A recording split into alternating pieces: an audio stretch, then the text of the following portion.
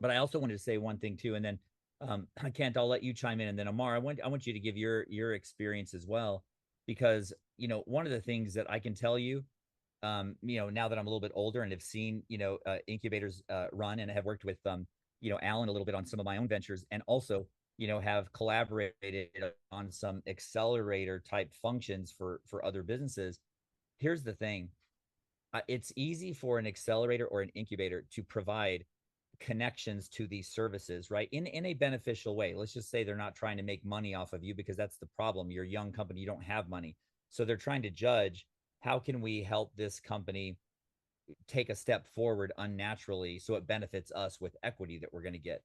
The easiest thing is actually looking at your plan, ripping it up, telling you where you're wrong. The easiest thing is looking at your financials, getting somebody that's a CFO to come in and restructure your stuff to really make sure that you get it right, right? And connection. The hardest part, I'm telling you, even for the accelerators or the incubators, is them helping you raise the capital, because no matter how good your idea is, when you hook up with it with an accelerator or an incubator, they have all the services, they have the relationships and the wisdom to help guide you, to give you a better chance of success than otherwise you may have had. But at the end of the day, if you are going to them because you need to raise capital, there's many things that that stops what they can do. They can't force the market to invest in your business. They can tee up the concept, they can tee up the opportunities for you to try to close somebody, but it's very difficult even for them to have the bank of funders to to fulfill what you need. So I just want to say, like, just piggybacking on what you said, Alan, those have been some of my experiences as well.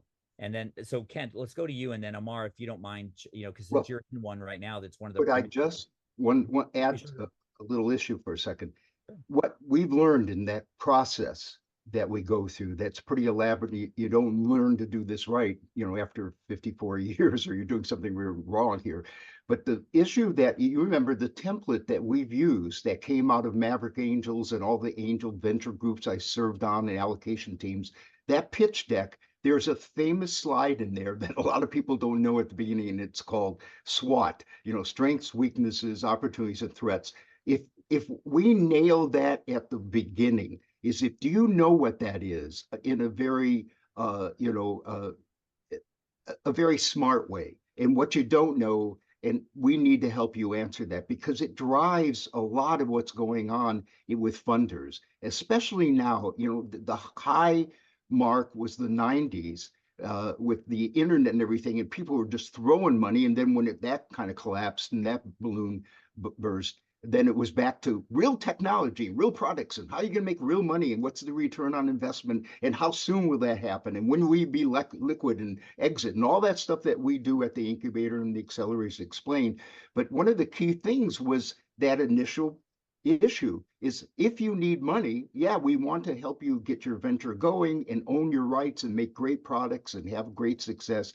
But if you need money, what is that level? And the best thing that I found was the SWOT thing. If you can get people to answer that, and it gets realistic, and then what we have is a system that takes some of the actual angel venture capital and other high net worth individuals as a team under mutual confidentiality, non-circumvention, and we show the early stage stuff and say, would you invest in that? What do you critique?